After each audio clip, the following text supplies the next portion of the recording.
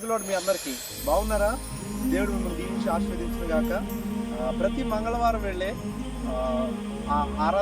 ఆరాధన పెట్టడానికి 2-3 కొండలు దాటి ముందుకు వెళ్ళాల్సిన ప్రాంతం ప్రతి వారం వెళ్ళడం జరుగుతుంది. తిమోతి అయ్య గారు నేను కలిసి ఆ ప్రాంతాల్లోకి వెళ్ళడం జరుగుతుంది. నిజంగా చూడండి, ఇద్దరు కూడా నడవలేని పరిస్థితిలో, అంటే ఒకళ్ళ తర్వాత ఒకళ్ళు వెళ్ళాలి తప్ప ఇద్దరు కూడా పక్క నడవలేరు. ఎందుకంటే అంత గుబురుగా అడివంతా కూడా మీదకు వచ్చేసి ఉంటుంది రోడ్డు దారి. కానీ ఇప్పుడు దేవుని కృపను బట్టి ఇదంతా కూడా చెక్కేయడం జరిగింది. చూడండి, ఒక్కసారి మేము ఆశ్చర్యపోయాం. దేవుని కృపను బట్టి దేవుడు చేసిన కార్యం ఇదే ఒక మంచి రహదారిగా మారిపోయింది. ఈ దారే రహదారిగా మారిపోయింది అని అంటే రాబోతున్న రోజుల్లో ఇక్కడ రోడ్డు పడదా? ఖచ్చితంగా పడిద్ది.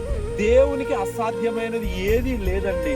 రోడ్లు లేకపోయినా, వాగులు అడ్డొచ్చినా, కాలువలున్నా, కొండలు ఉన్నప్పటికీ కూడా అవన్నీ కూడా దేవుని పని కట్టొస్తే అవన్నీ కూడా తీసేస్తాడు దేవుడు యేసు నామములో.